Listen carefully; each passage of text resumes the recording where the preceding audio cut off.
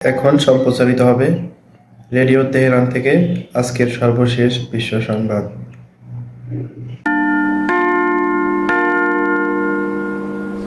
Radio Tehran শুরু হচ্ছে বিশ্ব সংবাদ।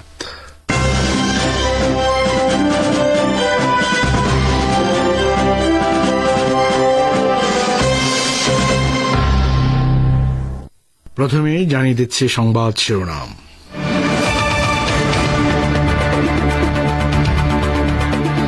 হাইফা বন্দরে ইরান ও হিজবুল্লাহর হামলার আশঙ্কায় ভীত ইসরায়েল, ইহুদিবাদী দৈনিক হারেজের খবর। ইয়াহিয়া সিনওয়ার হামাসের নতুন শীর্ষ নেতা নির্বাচিত, অভিনন্দন জানালেন ইরানের সামরিক কমান্ডাররা।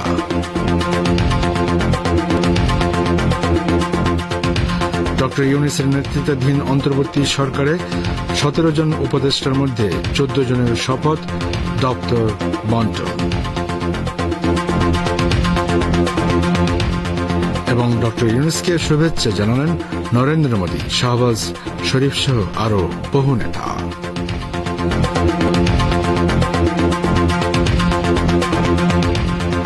আসসালামু আলাইকুম। সংবাদ শিরোনামগুলো শুনলেন, এবার বিস্তারিত পরিবেশনে আছি আমি বাবুল আখতার। ইহুদিবাদী ইসরায়েলের হাইফা বন্দরে ইসলামী প্রজাতন্ত্র ইরান এবং লেবাননের হিজবুল্লাহ যোদ্ধারা হামলা চালাতে পারে বলে ভীতি ছড়িয়ে পড়েছে। হামাস নেতা ইসমাইল হানিয়াকে ইরানে শহীদ করার পর ভীতি ছড়িয়ে পড়েছে ইসরায়েলিদের মধ্যে। ইসরায়েলের প্রভাবশালী দৈনিক পত্রিকা হারেজ গতকাল এক প্রতিবেদনে বলেছে, হাইফা এলাকায় বসবাসরত ইহুদিবাদীদের মনে মারাত্মক রকম ভীতি ছড়িয়ে পড়েছে যে ওই এলাকায় অবস্থিত পেট্রোকেমিক্যাল কারখানাগুলোতে হিজবুল্লাহ এবং ইরান হামলা চালাতে পারে। এসব পেট্রোকেমিক্যাল কারখানায় বিপুল পরিমাণে দাহ্য পদার্থ রয়েছে। এই দুশ্চিন্তা হাইফা এলাকায় বসবাসরত ইসরায়েলিদের রাতের ঘুম কেড়ে নিয়েছে। হাইফা এলাকায় বসবাসরত এক ব্যক্তি হারেজ পত্রিকাকে বলেছে, আমরা বিস্ফোরকের ব্যারেলের উপর বসে আছি এবং কি ঘটতে যাচ্ছে তা নিয়ে আমরা খুবই ভীত সন্ত্রস্ত। ইসরায়েলের পরিবেশ সুরক্ষা বিষয়ক মন্ত্রণালয়ের বরাত দিয়ে হারেজ পত্রিকা জানিয়েছে, হাইফা বন্দর এলাকায় 1,500 রকমের বিপজ্জনক উপাদানের উপস্থিতি রয়েছে, যার মধ্যে 800 দাহ্য পদার্থ রয়েছে। ফিলিস্তিনের ইসলামী প্রতিরোধ আন্দোলন হামাসের পলিট ব্যুরো প্রধান নির্বাচিত হওয়া ইয়াহিয়া সিনওয়ারকে অভিনন্দন জানিয়েছেন ইরানের সশস্ত্র বাহিনীর সিনিয়র কমান্ডাররা। হামাস সম্প্রতি এক বিবৃতিতে জানায়, সংগঠনটির গাজা ভিত্তিক সামরিক কমান্ডার ইয়াহিয়া সিনওয়ারকে সর্বসম্মতিক্রমে এটির পলিট ব্যুরো প্রধান হিসেবে নিয়োগ দেওয়া হয়েছে। তিনি হামাসের সাবেক নেতা ইসমাইল হানিয়ার স্থলাভিষিক্ত হবেন। হানিয়া গত 31 জুলাই ইরানের রাজধানী তেহরানে ইসরায়েলের গুপ্ত হত্যার শিকার হয়ে শাহাদাত বরণ করেন। ইরানের সেনাপ্রধান মেজর জেনারেল আব্দুর রহিম মুসাবি এক বার্তায় বলেছেন, হানিয়ার উত্তরাধিকার নির্বাচনের মধ্য দিয়ে হামাস প্রমাণ করেছে তারা ইসরায়েল বিরোধী সংগ্রাম শক্তিমত্তার সঙ্গে চালিয়ে যেতে চায়। তিনি আরও বলেন, এই ঘটনায় আরও প্রমাণিত হয়েছে যে প্রতিরোধ ফ্রন্টের নেতাদের হত্যা করে ইসরায়েল বিরোধী প্রতিরোধ সংগ্রামকে দুর্বল করতে পারবে না তেল আবিব। এদিকে ইরানের ইসলামী বিপ্লবী গার্ড বাহিনী বা আইআরজিসির প্রধান কমান্ডার মেজর জেনারেল হোসেন সালামি হামাসের নতুন শীর্ষ নেতা হিসেবে নিয়োগ পাওয়ায় ইয়াহিয়া সিনওয়ারকে অভিনন্দন জানিয়েছেন। তিনি বলেছেন, এই নিয়োগের ফলে ইহুদিবাদী ইসরায়েল ও তার নির্লজ্জ সমর্থকরা ভীষণভাবে উদ্বিগ্ন হয়ে পড়েছে। ইরান হামাস সহ সকল প্রতিরোধ সংগঠনের প্রতি জোরালো সমর্থন অব্যাহত রাখবে বলে তিনি উল্লেখ করেন। এছাড়া ইরানের প্রতিরক্ষামন্ত্রী brigadier general Mohammad Reza Ashtiani বলেছেন, হামাসের শীর্ষ পদে সিনওয়ারের নিয়োগের ঘটনায় এই সংগঠনের গভীর অন্তর্দৃষ্টি এবং গতিশীলতা প্রমাণিত হয়েছে।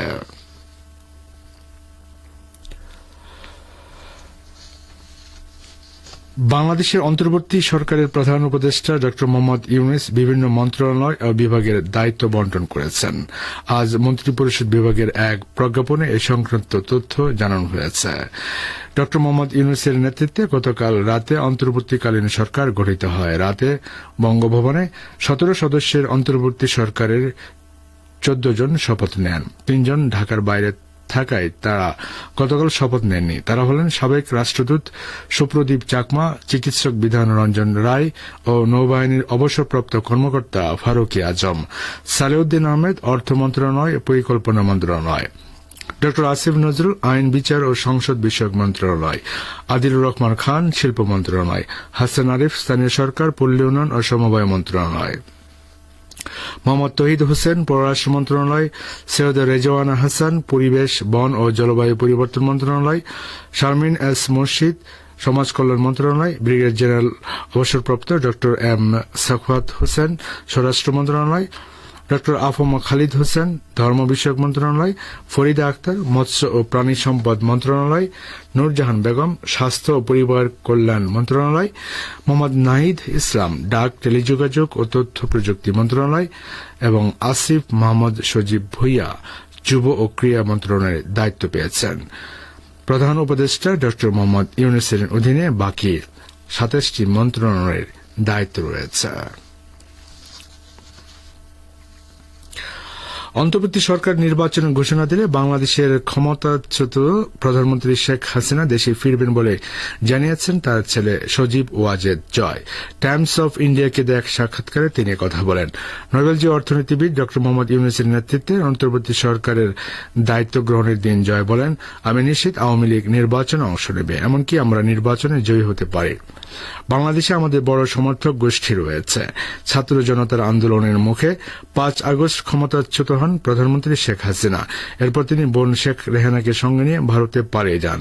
এর মধ্য দিয়ে তার নেতৃত্বে আওয়ামী লীগ সরকারের টানা ১৫ বছরের ক্ষমতার অবসান ঘটে।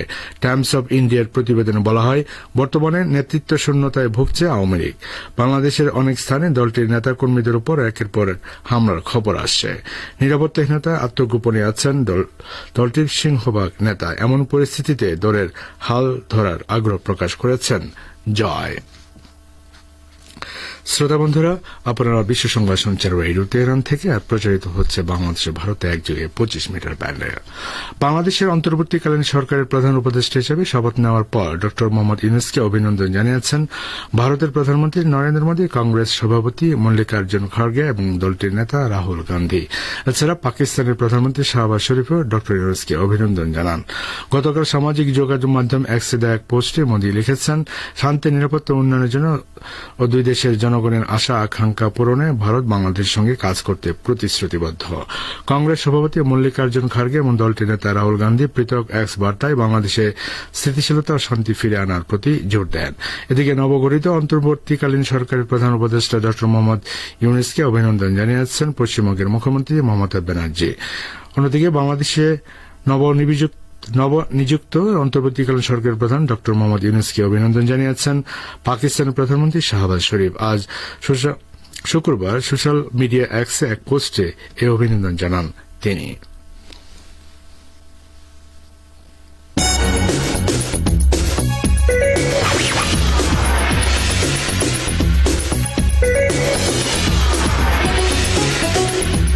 রেডিও তেহরান, খবরের সঙ্গে ২৪ ঘন্টা। ভিজিট করুন আমাদের ওয়েবসাইট parstoday.ir/dn।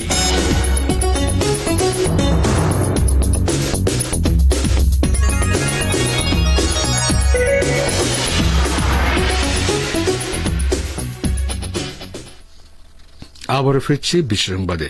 ইহুদিবাদী ইসরায়েলের অর্থমন্ত্রী বেজালেল স্ট্রোট্রেস গাজা উপত্যকায় গণহত্যা চালানোর দায় স্বীকার করে যে বক্তব্য দিয়েছেন তা তেল আবিবের জন্য আরেকটি কলঙ্ক বয়ে এনেছে বলে মন্তব্য করেছে হামাস।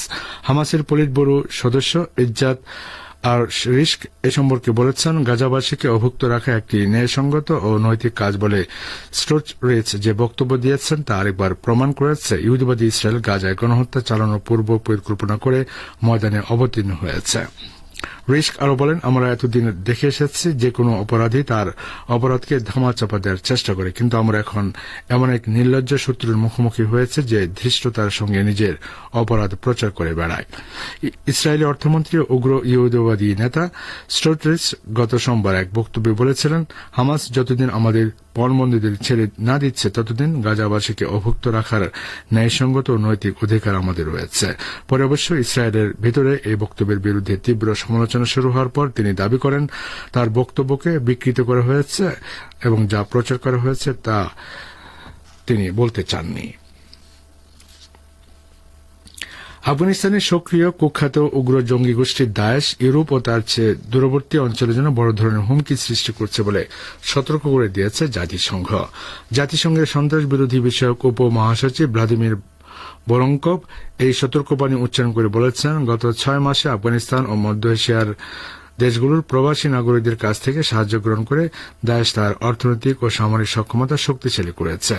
দায়েশ জঙ্গিরা আফগানিস্তানের পূর্ব ও উত্তরাঞ্চলে বিশেষ করে নানগাহারে শক্ত অবস্থান নিয়েছে বলে তিনি দাবি করেন। নানগাহারকে এখন যুদ্ধবিধ্বস্ত আফগানিস্তানে দায়েশের ঘাঁটি বলে বিবেচনা করা হচ্ছে বলেও ভরনকভ উল্লেখ করেন। আঞ্চলিক দেশগুলো অবশ্য আফগানিস্তানের দায়েশ জঙ্গিদের উত্থানের জন্য আমেরিকা ও ব্রিটেনকে দায়ী করেছে।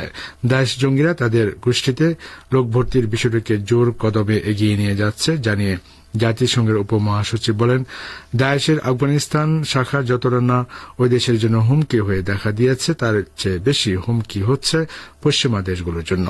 গত মার্চ মাসে রাশিয়ার রাজধানী মস্কো একটি মিউজিক হলে হামলার দায়িত্ব স্বীকার করেছিল দায়েশ, যেখানে 145 ব্যক্তির প্রাণহানি ঘটেছিল। এছাড়া গত বুধবার অস্ট্রিয়ার পুলিশ ভিয়েনার একটি কনসার্টে কথিত হামলার পরিকল্পনা করা অপরাধে দায়েশের সঙ্গে যুক্ত 3 ব্যক্তিকে আটক করেছে। পুলিশ জানিয়েছে তারা আটক 3 কিশোরকে জিজ্ঞাসাবাদ করেছে। ইহুদিবাদী ইসরায়েলি বাহিনী হামাস নেতা ইসমাইল হানিয়া ও হিজবুল্লাহ কমান্ডার ফুয়াদ শুকুরকে হত্যা করার পর ইসরায়েল বিরোধী লড়াই এখন তুঙ্গে উঠেছে বলে মন্তব্য করেছেন ইয়েমেনের হুতি আনসারুল আন্দোলনের নেতা আব্দুল মালেক আল হুতি। তিনি বৃহস্পতিবার রাতে এক ভাষণে বলেন, হানিয়া ও শুকুরকে গুপ্ত হত্যা করে ইসরায়েল যে অপরাধ করেছে তার ফলে গোটা অঞ্চলের পরিস্থিতি বদলে গেছে। ইহুদিবাদী শত্রু মুসলিম উম্মার সেসব নেতা ও বিশিষ্ট ব্যক্তিবর্গকে টার্গেট করেছে যারা ইসলাম মুসলিম বিশ্বের শত্রুদের বিরুদ্ধে লড়াই ইসলামের ঝান্ডা হাতে তুলে নিয়েছিল। হুতি তার ভাষণে আরো বলেন, হামাসকে দুর্বল ফেলার লক্ষ্যে হানিয়াকে হত্যা করা হলেও এই হত্যাকাণ্ডের মাধ্যমে হামাস আরো শক্তিশালী হয়েছে। তিনি বলেন, হানিয়ার শাহাদাতের পর হামাস নেতৃবৃন্দের মধ্যে ঐক্য ও সংহতি শক্তিশালী হয়েছে এবং তারা সর্বসম্মতভাবে ইয়াহিয়া সিনওয়ারকে তাদের নতুন নেতা নির্বাচিত করেছে। আব্দুল মালেক আল হুতি বলেন, হামাসের সামরিক বাহিনী ইজ্জাদ্দিন আল কাসামের যোদ্ধারা আগের মতে দৃঢ়তার সঙ্গে ও কার্যকরভাবে ইসরায়েল বিরোধী অভিযান পরিচালনা করছেন। চলমান প্যারিস অলিম্পিকে ইরানের জন্য দ্বিতীয় স্বর্ণ জয় করেছেন গ্রিকো রোমান কুস্তিগির সৈয়দ ইসমাইলি। একই বিভাগে রৌপ্য পদক জিতেছেন ইরানের অপর কুস্তিগির আলী রাজা মোহাম্মদী। বুধবার ইরানের পক্ষে প্রথম স্বর্ণ জয় করেছিলেন ইরানের অপর গ্রিকো রোমান কুস্তিগির মোহাম্মদ হাদি সারাভি। গতকাল সৈয়দ ইসমাইলি পুরুষদের ফাইনালে ইউক্রেনের পারভিজ নাসিভোভকে 6-5 ব্যবধানে হারিয়ে 67 কেজি বিভাগের গ্রিকো রোমান কুস্তিতে কাঙ্ক্ষিত স্বর্ণপদক লাভ করেন। ইসমাইলি এর আগে সেমিফাইনালে আর্মেনিয়ার কুস্তিগির স্লাভিক গাউস্তিয়ানকে 10-4 ব্যবধানে পরাজিত করে ফাইনালে উন্নীত হন। সেমিফাইনাল আগে প্রথম রাউন্ডে ইসমাইলি তার আলজেরিয়া প্রতিদ্বন্দ্বী ইসহাক গাউকে মাঠে দাঁড়াইতে দেননি। গাউকে তিনি 10-0 ব্যবধানে হারিয়ে দেন। দ্বিতীয় রাউন্ডে তিনি এর আগের বারের অলিম্পিক চ্যাম্পিয়ন কিউবার কুস্তিগির লুইস আলবার্তো সানচেজকে 8-0 ব্যবধানে পরাজিত করে সেমিফাইনালে উন্নীত হন।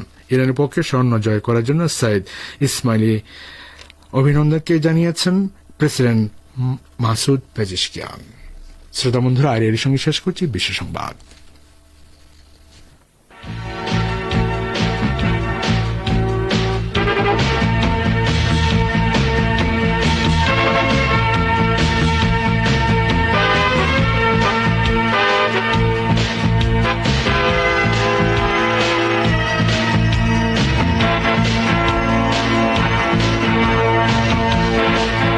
আমন্ত্রণ জানাচ্ছে সংবাদ ভাষার অনুষ্ঠান দৃষ্টিপাতে। উপনিবেশবাদী প্রকল্প ইহুদিবাদকে কেন সমূলে উপড়ে ফেলতে হবে তা নিয়ে আজকে রয়েছে আমাদের ভাষ্যকারের একটি পর্যালোচনা। পড়ে শোনাচ্ছে আমি বাবুল আখতার। উপনিবেশবাদী শাসকরা উপনিবেশবাদের শিকার দেশগুলোর জনগণের পক্ষ থেকে বাধ্য করা না হলে কিংবা আন্তর্জাতিক চাপের শিকার না হলে ঔপনিবেশিক শাসন ত্যাগ করে নিজ দেশে ফিরে গেছে এমন নজির নেই বললেই চলে। ইতিহাস সাক্ষী দেয় ব্যাপক খুনাখুনি ও রক্তপাত ছাড়া কোনো ঔপনিবেশিক শাসনের অবসান হয়নি। ফিলিস্তিনি ভূখণ্ডের উপর চাপিয়ে দেওয়া ইসরায়েল নামক অবৈধ রাষ্ট্র সৃষ্টি হয়েছে উপনিবেশবাদী ব্রিটিশ সরকারের তৈরি করা ইহুদিবাদ নামক প্রকল্পের আওতায়। কাজেই ফিলিস্তিনি ভূখণ্ড থেকে ইহুদিবাদীদের বিতাড়িত করার জন্য ব্যাপক রক্তপাতের প্রয়োজন হচ্ছে। আজ গাজা উপত্যকায় যে রক্তপাত চলছে তা ইহুদিবাদ নামক প্রকল্পকে উৎখাতের অনিবার্য মূল্য হিসেবে ধরে নেওয়া যায়। পার্স স্টোরির এই নিবন্ধে আমরা এ বিষয়ে বিস্তারিত আলোচনা করব। ইহুদিবাদ নামক প্রকল্পের জন্মলগ্ন থেকে ফিলিস্তিনি জনগণের বিরুদ্ধে যে জাতিগত শুদ্ধি অভিযান শুরু হয় সে সম্পর্কে আমেরিকা সহ পশ্চিমা দেশগুলো এখন পর্যন্ত নীরবতা অবলম্বন করে এসেছে। এই প্রক্রিয়াটি বিশ্লেষণ করলে দেখা যাবে ইহুদিবাদ মূলত একটি ঔপনিবেশিক শাসন, কারণ এই প্রকল্পের শাসকরা অন্যান্য উপনিবেশবাদী শাসকের মতো স্থানীয় জনগণকে নির্মূল করার পরিকল্পনা বাস্তবায়ন করে এসেছে। ইহুদিবাদীরা ফিলিস্তিনে আসার আগে স্থানীয় জনগণের বিরুদ্ধে জাতিগত শুদ্ধি অভিযানের পরিকল্পনা এবং তা বাস্তবায়নের মহড়া দিয়ে এসেছিল। তাদের প্রকল্পের নাম ছিল মনুষ্যবিহীন ভূখণ্ড। অবশ্য ইহুদিবাদীরা 1882 সাল থেকে ফিলিস্তিনি ভূখণ্ডে আসতে শুরু করলেও তাদের প্রকল্প বাস্তবায়নের কাজ হাত দেওয়ার জন্য 1918 সালে ব্রিটেনের হাতে ফিলিস্তিন দখল হওয়া পর্যন্ত অপেক্ষা করে। এর 2 বছর পর 1920 সালের মাঝামাঝি সময়ে ব্রিটিশ সরকারের সহযোগিতায় ইহুদিবাদীরা ফিলিস্তিনের 11টি গ্রামের অধিবাসীদের কচুকাটা করে সেগুলোর উপর পূর্ণ নিয়ন্ত্রণ প্রতিষ্ঠা করে। মনে রাখতে হবে, তখনও ইসরায়েল নামক অবৈধ রাষ্ট্র গঠিত হয়নি, কিন্তু এই ধরনের সহিংসতার মাধ্যমে সে রাষ্ট্র গঠনের ক্ষেত্র তৈরি হয়ে থাকে, আর এই ব্যাপারে চোখ বন্ধ করে রাখে পশ্চিমা দেশগুলো। বিশ্বের ইতিহাসে সেটি ছিল একটি জনগোষ্ঠীর মালিকানায় থাকা ভূখণ্ডকে প্রকৃত মালিকদের কাছ থেকে জোর করে কেড়ে নেওয়ার প্রথম পদ্ধতিগত সহিংস প্রকল্প। ফিলিস্তিনি জনগণের সঙ্গে ইহুদিবাদীদের এই সহিংস আচরণ বিনা বাধায় চলতে থাকে, কিন্তু 1929 সালে প্রথমবারের মতো ফিলিস্তিনিরা সহিংস উপায়ে ইহুদিবাদীদের জবাব দেয়। ওই বছর আল-আকসা মসজিদ কমপ্লেক্সে একটি ইহুদি মন্দির নির্মাণের পরিকল্পনা হাতে নেয় ইহুদিবাদীরা, কিন্তু ফিলিস্তিনিরা এবারে মুখ বুজে সহ্য করেনি, বরং তারা সহিংস উপায়ে ওই পরিকল্পনার বিরোধিতা করে। এর 7 বছর পর ব্রিটিশ সরকার যখন ব্যাপক মাত্রায় ফিলিস্তিনি ইহুদিবাদীদের আনার সুযোগ করে দিল, তখন ফিলিস্তিনিরা সংঘটিত উপায়ে এই প্রক্রিয়া প্রতিহত করার চেষ্টা শুরু করে। 1936 থেকে 1939 সাল পর্যন্ত চলা ওই প্রতিরোধ আন্দোলনকে প্রথম ইন্তিফাদা নামে অভিহিত করা হয়, আর সে প্রতিরোধ সংগ্রাম আরব অভ্যুত্থান নামে পরিচিতি পায়। এতদিনে এসে ফিলিস্তিনি চিন্তাবিদরা ইহুদিবাদকে নিজেদের অস্তিত্বের জন্য হুমকি হিসেবে দেখতে পায়। ইহুদিবাদীদের যে পেটোয়া বাহিনী ফিলিস্তিনি জনগণের সঙ্গে চরম সহিংস আচরণ করেছিল তার নাম ছিল হাগানা। হিব্রু ভাষায় হাগানা শব্দের অর্থ আত্মরক্ষা।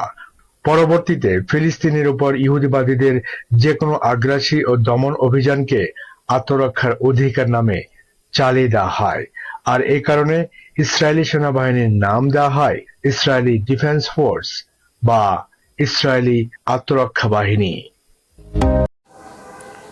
এতক্ষণ যারা আমাদের সংবাদটি শুনলেন সবাইকে অসংখ্য ধন্যবাদ। আমাদের নিয়মিত ভিউয়ার যারা আছেন তাদের 82% ভিউয়ার্স এখনও আমাদের চ্যানেলটি সাবস্ক্রাইব করেননি।